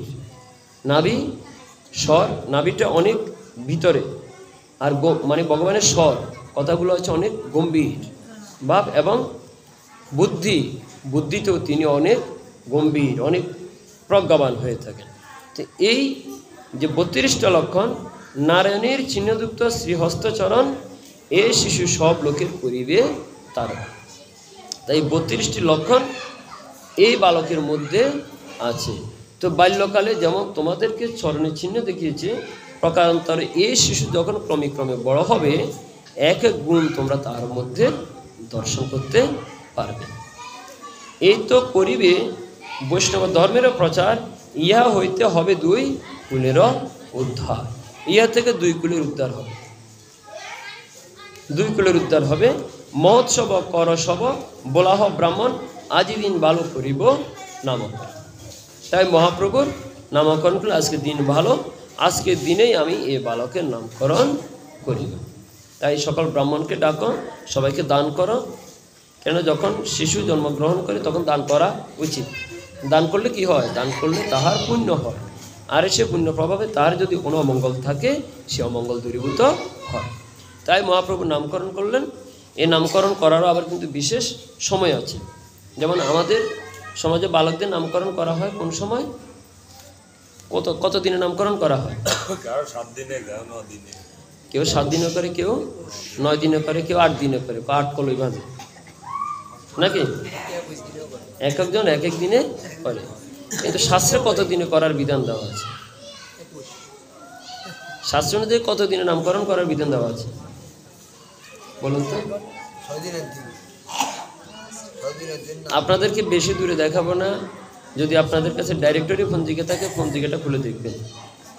পঞ্জিকাতে একটা অধ্যায়ে দশবিধ সংস্কার সম্পর্কে বর্ণনা করা আছে, যে গর্ভাধান, পুংসবন, সীমন্তনয়ন, জাতকর্ম, নামকরণ, অন্নপ্রাশন, হ্যাঁ, নামাকরণ, তারপর উপনয়ন, সমাবর্তন, বিবাহ, এই যে 10বিধ সংস্কার আছে, সে 10বিধ সংস্কার নামকরণের মধ্যে খুব সুন্দরভাবে দেওয়া আছে কত দিনে নামকরণ করিতে হয়। আপনারা তো এক একজন এক একভাবে বলছেন, আমি আপনাদেরকে পঞ্জিকা ধরিয়ে দিই। পঞ্জিকা খুলে আজকে সবাই বাড়িতে গিয়ে দেখবেন, যাদের কাছে বড় ডাইরেক্টরি পঞ্জিকা আছে, ছোট পঞ্জিকাতে পাবেন না, বলছি তো আমি। সে পঞ্জিকা খুলে আপনারা দেখবেন, সেখানে লেখা আছে 10ম দিবসে, একাদশ দিবসে, দ্বাদশ দিবসে অথবা 100তম দিবসে। আবার বলছি, 10ম দিবসে, একাদশ, দ্বাদশ অথবা 100তম দিবসে নামকরণ করা বিধেয়। এখন আমরা কেউ 6 দিনে করি, কেউ 7 দিনে করি, কেউ 8 দিনে করি, কিন্তু শাস্ত্র বলছে 10 দিনের আগে নহে নামকরণ, 10 দিনের আগে নহে, 10 থেকে শুরু হবে, 10, 11, 12 অথবা 100তম দিন। তো এখন যে আমরা কেউ 6 দিনের দিন করছি, কেউ 7 দিনের দিন করছি, এটা কোন বিধান অনুযায়ী, কোন শাস্ত্র অনুযায়ী আমি সেটা, ঠিক আছে? এটা কোন বিধান অনুযায়ী কোন শাস্ত্র অনুযায়ী আমি জানি না, তবে আপনারা আমাদের এই স্মৃতি চিন্তামণি গ্রন্থ আছে, যারা ব্রাহ্মণ, যারা পুরোহিত্য করেন, যারা জ্যোতিষবিদ্যা নিয়ে এটা করেন, তারা কিন্তু স্মৃতি চিন্তামণি গ্রন্থ দেখেন, কারণ স্মৃতি চিন্তামণি অত্যন্ত গুরুত্বপূর্ণ একটি গ্রন্থ। এই স্মৃতি চিন্তামণিতে সেটা বর্ণনা করা আছে। এবং পঞ্জিকাটা আর কেউ অবিশ্বাস করে না। পঞ্জিকাটা আপনারা দেবেন, কারণ স্মৃতি চিন্তামণি সকলের কাছে থাকবে না, থাকবে কি? এটা সাধারণত ব্রাহ্মণদের কাছে থাকে, পুরোহিতদের কাছে থাকে, এবং যাহারা আপনার স্মৃতিশাস্ত্রের পণ্ডিত, যারা মানুষকে বিধান সম্পর্কে দীক্ষা জানাবেন, তাদের কাছে স্মৃতি চিন্তামণি থাকে। কিন্তু পঞ্জিকা প্রায় সকলেরই ঘরে থাকে। অতএব পঞ্জিকাতে দেখবেন সেখানে আছে 10 দিন, 11 দিন, 12 দিন অথবা 100তম দিবসে নামকরণ করার কথা। এখন আপনারা যদি বলেন না আমরা শাস্ত্র অনুযায়ী করবো, তাহলে এখন থেকে 10, 11 দিনে, 12 দিনে করবেন। হ্যাঁ, করে, সেভাবে করে, কিন্তু শাস্ত্রের বিধান একটা, কুলাচারের বিধান আরেকটা। কিন্তু কুলের বিধানটা কুলাচার যদি শাস্ত্রীয় সম্মত না হয়, একটা জিনিস দেখবেন, কিছু কিছু আচার আছে যাহা বিধেয় নহে, কিছু কিছু আচার আমরা পালন করি সেটা বিধেয় নহে, কিছু কিছু আচার আছে একেবারে বিধেয়, বাধ্যতামূলক করতে হয়। তো নামকরণ যেহেতু আমাদের দশবিধ সংস্কারের মধ্যে একটি, অর্থাৎ এটা সংস্কার, অতএব এটা কুলাচার দ্বারা করলেও কিন্তু শাস্ত্রের বিধান অনুযায়ী করতে হবে। যেমন আপনি বিবাহ যে যার ইচ্ছামতো দিলে হবে না, এটা দশবিধ সংস্কারের অন্যতম একটি। বিবাহ হচ্ছে সকল সংস্কারের মধ্যে শ্রেষ্ঠ সংস্কার, সকল সংস্কারের মধ্যে শ্রেষ্ঠ সংস্কার। এই জন্য বিবাহ যে যেমনভাবে তেমন খুশি দেয় না, যেমন সময় তেমন সময় করে না, কারণ এক এক মাসে বিবাহে এক একটা দোষ উৎপন্ন হয়। তার মধ্যে অগ্রহায়ণ মাস হচ্ছে বিবাহের জন্য উত্তম একটা মাস। অগ্রহায়ণ মাস হলো শ্রেষ্ঠ মাস বিবাহের জন্য। আশ্বিন মাসে বিবাহ, কার্তিক মাসে বিবাহ, হ্যাঁ, আষাঢ় মাসে বিবাহ, শ্রাবণ মাসে বিবাহ, এসব মাসগুলিতে বিবাহ হলে এক এক প্রকার সমস্যা দেখা দেয়। যেমন যদি শ্রাবণ মাসে বিবাহ হয় তাহলে তার মৃত বৎসা, সন্তান হলেই মৃত্যুবরণ করবে। এক এক মাসের এক একটা দোষ আছে। আবার দিনের মধ্যেও আছে, যেমন শনিবার মঙ্গলবার বিবাহ একেবারে অশুভ, কিন্তু সোমবার বুধবার বা শুক্রবারও ভালো মন্দ মিশি, কিন্তু সোমবার এবং বুধবার বিবাহের জন্য উত্তম দিন। বৃহস্পতিবার ভালো একটা দিন, কিন্তু শনিবার মঙ্গলবারে দেওয়াটা না, বিবাহের ডেট থাকবে। আপনি একটা জিনিস বুঝবেন, আমি আপনাদেরকে একটা কথা বলি, অনেকে বলতে পারে যে শনিবারে তো বিবাহের ডেট আছে। আমি আপনাকে বলি যে সময়টা পুনরায় আবর্তিত হয়, তো তার সাথে কি হয়, গ্রহগুলো, নক্ষত্রগুলো আবর্তিত হয়। কীভাবে হয় জানেন? আমাদের দিন হলো কয়টি মাসে? 30টি, জেনারেলি 30টি হয় বা 31টি দিন হয়, কিন্তু নক্ষত্র আছে কয়টি? নক্ষত্র আছে 27টি। তো 27টি নক্ষত্র মনে করেন প্রথম দিন থেকে 27টি নক্ষত্র গেল, তো 28 দিনে প্রথম নক্ষত্র আবার চলে আসবে। তবে নক্ষত্র কি প্রতিদিনের সাথে এই মাসে প্রথম দিন যে নক্ষত্র পড়েছে পরের মাসে কি সেই নক্ষত্র পড়বে না? তাহলে সময়টা কি হলো? সময়ের সাথে সাথে, দিনের সাথে সাথে নক্ষত্রও কিন্তু পরিবর্তন। এই মাসে প্রথম 3টা নক্ষত্র চলে গেল, পরের মাসে 4 নম্বর নক্ষত্রের থেকে প্রথম মাস শুরু হলো, তাহলে নক্ষত্র পরিবর্তন হলো। এরকম নক্ষত্র এবং গ্রহগুলো পরিবর্তন হওয়ার কারণে শনিবারও বিয়ের দিন পড়ে, কারণ বিয়ের দিনটা তো সব কিছু বিষয় বিবেচনা করে পড়ে। তো এই জন্য শনিবারও বিয়ে পড়ে, একাদশীর দিনেও বিয়ে পড়ে, দ্বাদশীর দিনেও পড়ে, মঙ্গলবারেও পড়ে। তাই বলে আপনাকে যে শনিবার করতে হবে এমন বিধানটা দেওয়া হয়, আপনি তার মধ্যে ভালো যেদিন সেদিন ধরে করবেন। এই জন্য শনিবারে বিবাহ হলে আপনি তো ভালো দিন দেখে করবেন না, এটা তো কারণগত কারণে পড়ে গিয়েছে, আপনি তো করবেন ভালো দিনটা দেখে। শনিবারে পড়লো, এই যে আপনি শনিবারে করতে হবে না, শনিবারে পড়েছে কেন? আর শনিবারে পড়েছে বিদায় আপনার জন্য বৃহস্পতিবারের দিনটাও এসেছে। যদি ওটা ধরে বসে থাকতো তাহলে একই দিনে একই তিথিতে একই মাসে বিয়েই হতো, তাহলে তারিখ আর দিন পরিবর্তন হতো না। কারণ এই সময়গুলো তো পরিবর্তিত হয় সূর্যোদয়ের সাথে মিল রেখে, চন্দ্রোদয়ের সাথে মিল রেখে। পঞ্জিকাতে দুটোই থাকে, সূর্যোদয় সূর্যাস্ত, চন্দ্রোদয় চন্দ্র অস্ত, সব কিছুরই সময় আছে। তো সব কিছু মিল রেখে করতে গিয়ে এই জন্য গ্রহগুলো পরিবর্তন হয় বিদায় ওই আমাদের তিথিগুলো কি হচ্ছে? পরিবর্তন হচ্ছে। তো এই জন্য যে সময় যেখানে পড়ুক না কেন আমাকে করতে হবে ভালো দিন এবং ভালো সময়টা ধরে। এই জন্য পঞ্জিকাতে অমৃত যোগ আছে, মহেন্দ্র যোগ আছে, বারবেলা আছে, কালবেলা আছে। তো আপনি কি বলবেন না যেহেতু সময় এসেছে আমি এ সময় করে ফেলবো না, আমাকে ভালো দিনটা দেখে করতে হবে। তাই সময়ের হেরফের ইত্যাদি সব কিছু মিলে কিন্তু আমাকে করতে হবে। পঞ্জিকা শুধু ধর্মগ্রন্থ নয়, পঞ্জিকা হলো একটা আমাদের জন্য একটা বিশাল যে গ্রন্থ সকলের কাছে নাই। আপনি দেখুন পঞ্জিকাতে জপ করার বিধান দেওয়া আছে। পঞ্জিকাতে আপনি কোন সময় দীক্ষা নেবেন তার দিন তারিখ সময় দেওয়া আছে। কোন সময় আপনি ব্যবসা বাণিজ্য শুরু করবেন, সমাবর্তন কখন হবে, কোন পূজা কোন সময় হবে, সব কিছুর বিধান দেখুন। তারা সকল গ্রন্থকে মন্থন করে কত পরিশ্রম করে আমাদের জন্য এই বিধানগুলো লিখে দিয়েছে। তাহলে তাদেরকে ধন্যবাদ আমরা কত দেব, এটা কিন্তু ধন্যবাদ দিয়ে শেষ করা যাবে না। অতএব যারা এই পঞ্জিকা লিখছেন তাদেরকে আমরা ধন্যবাদ দিব। আমার মনে হয় ধন্যবাদ দেওয়াটা অনেক ক্ষুদ্র একটা তাদের জন্য প্রশংসা হবে। তো জয়নিতে আমরা মহাপ্রভুর আজকে খুব সুন্দর একটা লীলা আস্বাদন করলাম। তো এই মহাপ্রভুর মধ্যে সে 32টা লক্ষণ বিদ্যমান, কিন্তু একটা জিনিস মনে রাখতে হবে, সে 32টা লক্ষণ মহাপ্রভুতে বিদ্যমান, অতএব তিনি পূর্ণ অবতার, তিনি পূর্ণ অবতার। তো অতএব গতকাল আমরা আলোচনা করেছিলাম পঞ্চতত্ত্ব নিয়ে। এটা নিয়ে বোধ হয় কারো কোনো দ্বিমত ছিল, তো আমরা যে গতকাল আলোচনা করেছিলাম যাহাদের দ্বিমত ছিল তারা কিন্তু হয়তো আসতে পারেন নাই, ঠিক আছে। তো এখন বিষয়টা হলো যাহাদের দ্বিমত ছিল আমাকে জানিয়ে দেওয়া হয়েছে যে আমাদের নরেশ দাদুর সাথে একটু কথা বলার জন্য, ঠিক আছে। আমি নরেশ দাদুর সাথে কথা বলব, তিনি অসুস্থ বোধ হয়, উনি কিন্তু খুবই আগ্রহী এবং শাস্ত্র সম্পর্কে ভালো জানেন, ঠিক আছে। ওনার যথেষ্ট ভালো দক্ষতা আছে এবং ওনার শাস্ত্রের দক্ষতা আমার থেকে অনেক বেশি, উনি শুনিপুর, ঠিক আছে। তা আমি দাদুর সাথে কথা বলবো, বলে আমাদের যে শাস্ত্রীয় বিষয়, যেমন এই চৈতন্য চরিতামৃতে আমি আপনাদেরকে বলছি, চৈতন্য চরিতামৃতের আদিলীলার প্রথম পরিচ্ছেদে 3 নং শ্লোক চৈতন্য চরিতামৃতের আদিলীলায় 14টি শ্লোক। প্রথমে কিন্তু মহাপ্রভুর এক একটা যে মঙ্গলাচরণ বলা হয়, সে মঙ্গলাচরণ যে 14টা শ্লোক, সে 14টা শ্লোক কিন্তু মঙ্গলাচরণ বিষয় বর্ণনা করা আছে। এবং কোনো মঙ্গলাচরণ হচ্ছে বিশেষ মঙ্গলাচরণ, কোনো মঙ্গলাচরণ হচ্ছে সাধারণ মঙ্গলাচরণ, ঠিক আছে। তো বিশেষ মঙ্গলাচরণ হচ্ছে যেখানে শুধুমাত্র অনাদিরাদি গোবিন্দের গুণগান কীর্তন করা হচ্ছে, ঠিক আছে। আর সাধারণ মঙ্গলাচরণ হচ্ছে অর্থাৎ ভগবান সাথে তার ভক্তদেরকে নিয়ে যখন মঙ্গলাচরণ করা হয়। যেমন মনে করেন একটি প্রণাম যদি বলা হয়, কৃষ্ণায় বাসুদেবায় হরয়ে পরমাত্মনে প্রণত ক্লেশনাশয় গোবিন্দায় নমঃ, এই মন্ত্রকে ভগবানের কোনো পার্শ্বদ বা অন্য কারো গুণের বর্ণনা করা হয়েছে না, শুধুমাত্র কৃষ্ণের কথা বলা হচ্ছে।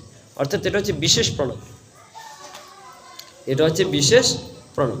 আর যে প্রণামে ভগবানের অনেক পার্শ্বদকে নিয়ে করা হয়, যেমন আমরা একটা প্রণাম করলাম, বন্দে গুরুন ঈশ ভক্তান ঈশম ঈশ অবতারকান, তাই না, তৎপ্রকাশাংশ তৎশক্তি কৃষ্ণ চৈতন্য সঙ্গে। এখানে তাহার গুরুদেবের বন্দনা করেছি, মহাপ্রভুর করেছি, ভগবানের অবতারগণের, ভগবানের ভক্তগণের, ভগবানের শক্তিগণের, সকলকে নিয়ে আমি প্রণামটা জানালাম।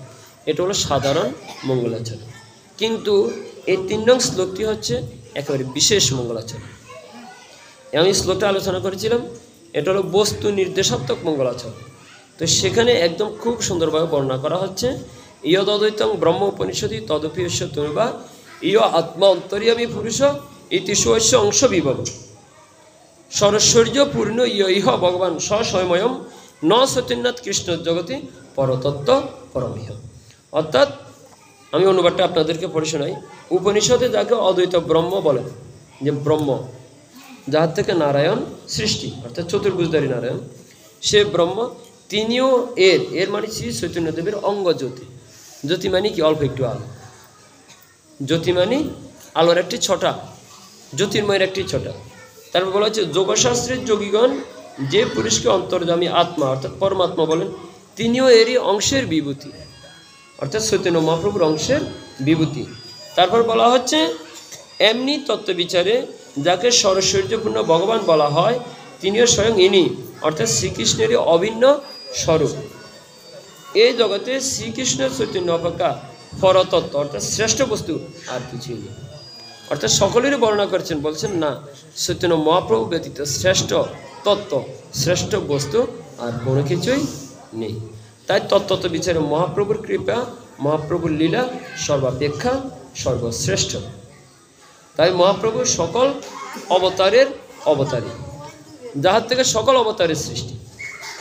তো সেই অবতার তাহার গুণগান আগে হবে নাকি বিষ্ণুর পূজা আগে হবে? প্রশ্ন হলো সেটা। মহাপ্রভুর পূজা আগে হবে না বিষ্ণুর পূজা আগে হবে? যদি বিষ্ণুর পূজা আগে হয় তাহলে বিষ্ণু থাকবে সবার ডানে, আর যদি মহাপ্রভুর পূজা আগে হয় তাহলে মহাপ্রভু থাকবে সবার ডানে। এটি তত্ত্ব বিষয়।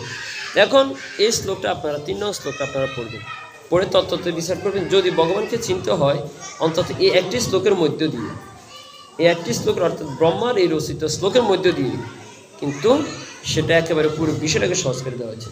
সিদ্ধান্ত দেওয়ার জন্য হাজার শ্লোকের প্রয়োজন নেই, একটি শ্লোকই যথেষ্ট, তাই না? যখন কোর্টে যখন জজ রায় দেয়, রায় কি সব তিনি এই এটার কথা বলেন, সব একেবারে যতগুলো একেবারে মনে করুন এই সংবিধানে তার বিচারালয়ে যতগুলো একেবারে মানে বিষয় আছে, সবগুলো বিষয় ধারা উপধারা, তারপর মনে করেন অনেক বিষয় তিনি কিন্তু বলেন না। বলেন কি না, এই অন্যায় বা এই ন্যায়ের জন্য যে ধারা বা উপধারাটা প্রয়োজন, তিনি শুধুমাত্র অমুক ধারার অমুক উপধারা অনুযায়ী সবটা কিন্তু বলেন। অর্থাৎ এটার জন্য একটি ধারাই যথেষ্ট, সব ধারা আমার এখানে প্রয়োজন নেই। প্রয়োজন কি না, সব ধারার প্রয়োজন, একটি ধারার প্রয়োজন। তো সে ধারা দিয়ে শ্রী চৈতন্য মহাপ্রভু যে শ্রেষ্ঠ সেটা প্রমাণ করে দিয়েছে, এখানে আর অন্য ধারার কোনো প্রয়োজন নেই। তো যাই হোক, আমি তাদের সাথে কথা বলবো এই বিষয়টা নিয়ে, কারণ যাহা সত্য, যাহা তত্ত্বত বস্তু, সেটা মেনে নিতে তো আমাদের কারো সমস্যা, কারণ শাস্ত্র তার আমরা তৈরি করিনি, শাস্ত্রকারগণ যাহা তৈরি করে দিয়েছে আমরা সেটাই মেনে নেব, তাই না? এই জন্যই তাই আজকে শ্রীপাঠ আমরা বিশ্রাম রাখছি। আর মায়েরা আজকে যেভাবে একেবারে শান্ত থেকেই আমাদেরকে সহযোগিতা করেছেন, মায়েদেরকে অসংখ্য ধন্যবাদ। আর আমাদের বাবাদের সংখ্যা কম, বাবারা যদি ধ্বনি দেন, মায়েরা যদি উলুধ্বনি দেন, মায়েদের উলুধ্বনির কাছে বাবারা কিন্তু হেরে যাবে, তাই না? কারণ যাদের সংখ্যা যত বেশি তাদের শক্তিটাও তত বেশি। তো বাবাদের সংখ্যা আরও একটু বর্ধিত করতে হবে, না তো বাবারা হেরে যাবে নাকি? জানিতাই জয়গান। আজকে শ্রীপাঠ বিশ্রাম